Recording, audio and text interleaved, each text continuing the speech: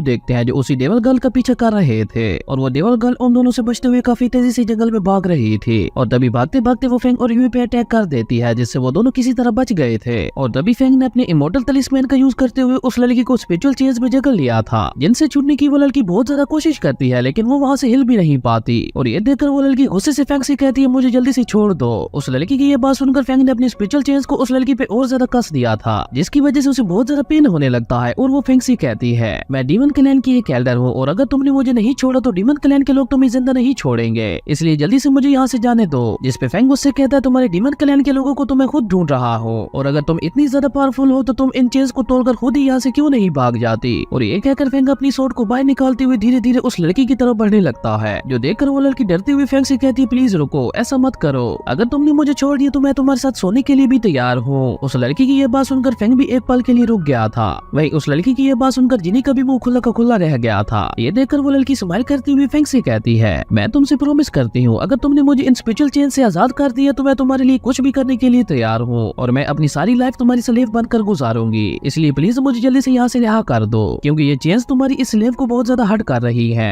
उस लड़की की ये बात सुनकर फेंग को बहुत ही ज्यादा गुस्सा आता है और फेंग ने अपनी सोर्ड से उस लड़की पे एक बहुत ही ज्यादा पावरफुल अटैक कर दिया था और जैसे ही वो अटैक उस लड़की को लगता है तो वहाँ पे एक बहुत बड़ा ब्लास्ट होता है। पर उस लड़की के पास एक खास पावर थी जिसकी वजह से वो 3 बार मरकर भी दोबारा जिंदा हो सकती थी और फेंग के इस अटैक की वजह से वो लड़की मरती हुई वहाँ से टेलीपोर्ट हो गई थी। पर वो वहाँ से जाते जाते फेंग से कहती है तुम इतना जल्दी मुझे नहीं मार पाओगे क्योंकि मेरे पास 3 लाइफ्स और बची हैं और अगली बार जब तुम मुझे मिलोगे तो मैं तुम्हें बिना किसी रहम के बहुत ही बुरी मौत मारूंगी। जिस पे फेंग उससे कहता है भले ही तुम्हारे पास 3 लाइफ्स और बची हैं पर जब जब तुम मेरे सामने आओगी मैं तुम्हें इसी तरह से मारता रहूंगा। जिस पे यूए भी उस लड़की का मजाक उड़ाते हुए कहती है मेरा जूनियर ब्रदर बिल्कुल ठीक कह रहा है, तुम मेरे जूनियर ब्रदर को कभी भी नहीं हरा पाओगी और इस बार तो मैंने तुम्हें छोड़ दिया था लेकिन अगली बार मैं भी तुम्हें जिंदा नहीं छोड़ूंगी। और ये कहकर यूए फेंग के पास आते हुए उससे पूछती है ब्रदर वो लड़की आपको उसके साथ सोने के लिए क्यों कह रही थी और इसका मतलब क्या है। जिस पे फेंग यूवी के सर पे हाथ फेरते हुए उससे कहता है अभी तुम बहुत ज्यादा छोटी हो और तुम ये बातें ना ही जानो तो बेहतर है। और ये कहकर फेंग दोबारा उस मैप को बाहर निकालते हुए जिनी और जुई को बचाने के लिए निकल गया था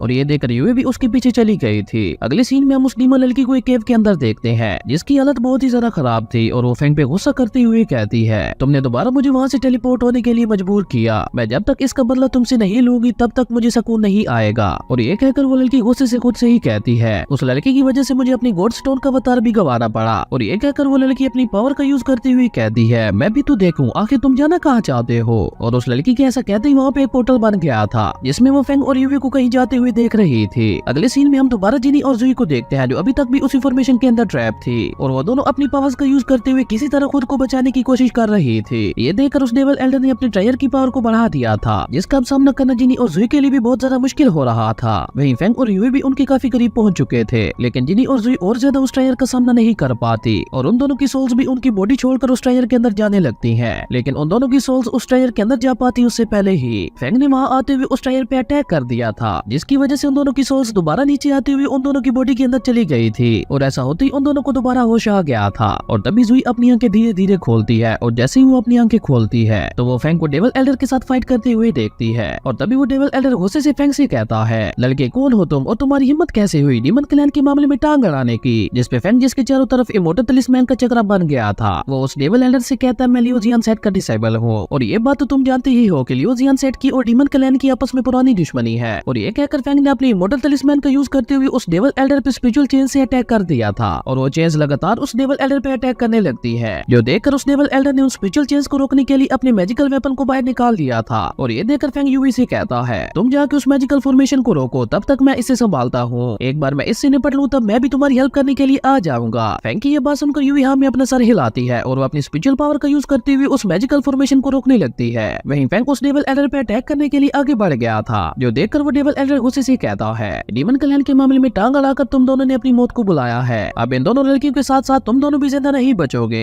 और ये कहकर उस एल्डर ने अपने लेवल 5 के मोस्टर से फेंग पे अटैक कर दिया था जिससे बचने के लिए फेंग ने अपने सामने एक शील्ड लगा ली थी और उसके बाद फेंग वहां से टेलीपोर्ट होता हुआ उस मोस्टर के पीछे आ गया था और अपनी मैजिकल सोर्ड से उस मोस्टर पे अटैक कर दिया था। लेकिन वो मोस्टर बहुत ही ज्यादा पावरफुल था, उसे फेंग की इस अटैक से कोई भी फर्क नहीं पड़ता और उसने दोबारा आगे बढ़ते हुए फेंग पे अटैक कर दिया था और उस मोस्टर की इस अटैक की वजह से फेंग उड़ता हुआ नीचे आ गिरता है। ये देखकर फेंग भी समझ गया था कि उसे इस मोस्टर को हराने के लिए अपनी फुल पावर का यूज करना पड़ेगा और ये कहकर फेंग ने दोबारा खड़े होते हुए अपनी मैजिकल सोर्ड से एक बहुत ही पावरफुल अटैक उस मोस्टर पे कर दिया था। पर वो मोस्टर फेंग की इस अटैक को डॉज कर देता देता है, लेकिन फेंग की सोर्ड ने पीछे से दोबारा उस मोस्टर पे अटैक कर दिया था और इस बार वो मोस्टर भी फेंग के इस अटैक को नहीं रोक पाता और वो उड़ता हुआ नीचे आ गिरता है और उसकी हालत बहुत ही ज्यादा खराब हो गई थी। जो देखकर वो डेविल एल्डर गुस्से से फेंग से कहता, तुम्हारी हिम्मत कैसे हुई मेरे डीमन पेट को हर्ट करने की। पर वो इससे आगे कुछ कह पाता उससे पहले ही फेंग की सोर्ड ने उस पे भी अटैक कर दिया था, लेकिन उस एल्डर ने फेंग की सोर्ड को अपने मैजिकल वेपन से रोकते हुए एक ब्लैक मैजिक ट्रेजर का यूज करके फेंग की सोर्ड पे कर्स लगा दिया था, जिसकी वजह से फेंग का अपनी सोर्ड से कनेक्शन कट गया था और अब फेंग उस सोर्ड को कंट्रोल नहीं कर सकता था। ये देखकर फेंग अपने मन में कहता है, ये ब्लैक मैजिक तो बहुत ही ज्यादा अजीब है, मैं डायरेक्ट इसका सामना नहीं कर सकता क्योंकि इसका ये ब्लैक मैजिक मेरे किसी भी मैजिकल वेपन को कर्स लगा सकता है। इसका ये ब्लैक मेथड तो वाकई बहुत ज्यादा अजीब है, ऐसे किसी ब्लैक मैजिक के बारे में तो मैंने आज तक कभी भी नहीं सुना। और यूवी जो उस टायर को रोकने की कोशिश कर रही थी तभी अचानक उस टायर की पावर बढ़ गई थी, जिससे संभाल पाना अब यूवी के लिए भी बहुत ज्यादा मुश्किल हो रहा था और अगर यूवी इसमें फेल हो गई तो जिनी और जुई की सोल दोबारा उस टायर के अंदर चली जाएगी। इसलिए यूवी अपनी पूरी कोशिश कर रही थी उस टायर को रोकने की। जो देखकर वो डेविल एल्डर उससे कहता है, तुम्हारे जैसी एक लिटिल कल्टीवेटर मेरे इस पावरफुल टायर का सामना कभी भी नहीं कर पाएगी। उस एल्डर की ये बात सुनकर फेंग उससे कहता है, ओ तो ऐसी बात है, अब मैं देखता हूँ तुम्हारा ये टायर कब तक बचा रहता है। और ये कहकर फेंग अपनी स्पेस रिंग से काफी सारे इमोर्टल तलिस्मैन को बाहर निकालता है, जिसमें से कुछ तलिस्मैन यूवी को उस टायर को रोकने में मदद कर रहे थे और बाकी तलिस्मैन ने उस डेविल एल्डर के चारों तरफ एक इमोर्टल तलिस्मैन की सील बना दी थी। जो देखकर वो डेविल एल्डर भी अपनी ब्लैक मैजिक पावर का यूज करते हुए उस सील को रोकने की कोशिश करने लगता है, जिसकी वजह से वहाँ पे चारों तरफ बहुत ही ज्यादा पावरफुल ब्लैक ऑरा फैल गया था और उसी के साथ उस मोस्टर को भी दोबारा होश आ गया था, जिसके बाद वो दोबारा फेंग पे अटैक करने के लिए आगे बढ़ता है। ये देखकर फेंग ने अपने एक फायर तलिस्मैन का यूज करते हुए उस मोस्टर पे अटैक कर दिया था, लेकिन उस मोस्टर ने फेंग की इस अटैक को किसी तरह रोक लिया था और वो मोस्टर को समझ पाता उससे पहले ही फेंग ने उसके ऊपर टेलीपोर्ट होते हुए अपने मैजिकल वेपन से उस मोस्टर के सर पे अटैक कर दिया था, जिसकी वजह से वहाँ पे एक बहुत बड़ा ब्लास्ट होता है और इसी के साथ वो मोस्टर वही मारा गया था। उसके बाद फेंग नीचे आते हुए उस मोस्टर से कहता है, इसमें तुम्हारी कोई गलती नहीं थी, तुम बस एक रॉन्ग मास्टर को फॉलो कर रहे थे, इसी वजह से आज तुम्हारा ये हाल हुआ। और तभी उस डेविल एल्डर ने भी अपनी ब्लैक मैजिक पावर का यूज करते हुए फेंग के इमोर्टल तलिस्मैन की सील को तोड़ दिया था और वो दोबारा फेंग के सामने आते हुए गुस्से से उससे कहता है, भले ही आज मुझे अपने इस मैजिकल वेपन को सैक्रिफाइस ही क्यों न करना पड़े, लेकिन तुम्हें आज मैं किसी भी हालत में जिंदा नहीं छोड़ूंगा। और ये कहकर उस डेविल एल्डर ने अपने मैजिकल वेपन को सेल्फ डिस्ट्रैक्ट करते हुए उससे एक बहुत ही पावरफुल अटैक फेंग पे कर दिया था और उसके वेपन के सेल्फ डिस्ट्रैक्ट होते ही उससे एक ड्रैगन की स्पिरिट बाहर निकलती है, जो फेंग पे अटैक करने के लिए आगे बढ़ गई थी। उस डेविल एल्डर का ये अटैक वाकई बहुत ज्यादा पावरफुल था। जो देखकर फेंग उससे कहता है, तुमने तो अपनी ट्रू पावर दिखा दी, लेकिन अब मेरी बारी है अपनी ट्रू पावर दिखाने की। और ये कहकर फेंग अपना ऑरा रिलीज करते हुए अपने फायर स्पिरिट वेपन को बाहर निकालता है और ऐसा होते ही फेंग के पीछे उसकी फायर स्पिरिट आ गई थी, जिसके बाद फेंग ने अपनी फायर स्पिरिट से उस ड्रैगन स्पिरिट पे एक बहुत ही ज्यादा पावरफुल अटैक कर दिया था और फेंग का ये अटैक इतना ज्यादा पावरफुल था कि उसने उस ड्रैगन स्पिरिट को डिस्ट्रॉय कर दिया था। जो देखकर वो डेविल एल्डर बहुत ही ज्यादा हैरान हो गया था और वो कुछ समझ पाता उससे पहले ही फेंग का वो अटैक सीधा जाकर उस डेविल एल्डर को लगता है, जिसके इम्पैक्ट की वजह से वो डेविल एल्डर भी उड़ता हुआ नीचे आ गिरता है और उसकी हालत बहुत ही ज्यादा खराब हो गई थी, इवन उसके मुंह से ब्लड भी निकलने लगा था। तभी वो एल्डर गुस्से से फेंग से कहता है, फेंग मिंग तुमने मेरे पूरे प्लान को चौपट कर दिया और उसी के साथ साथ मेरे मैजिकल वेपन और मेरे डीमन पेट को भी डिस्ट्रॉय कर दिया। मैं ये बात कभी नहीं भूलूंगा और मैं इसका बदला तुमसे लेके रहूंगा। मैं अपनी लाइफ की कसम खाकर कहता हूँ, अगली बार जब तुम मुझे मिलोगे तो मैं तुम्हें जिंदा नहीं छोड़ूंगा। जिसपे फेंग उससे कहता है, अभी तो तुम अपनी जान बचाकर भागो, कहीं ऐसा ना हो मेरा मूड चेंज हो जाए और मैं तुम्हें यहीं पे मार दूं। फेंग की ये बात सुनकर वो डेविल एल्डर चुपचाप वहां से निकल गया था, जिसके बाद उसने अपने मैजिकल वेपन का यूज करते हुए उसके टायर को भी बहुत ही आसानी से डिस्ट्रॉय कर दिया था और उस टायर के डिस्ट्रॉय होते ही फेंग जिनी और जुई से मिलने के लिए आगे बढ़ गया था।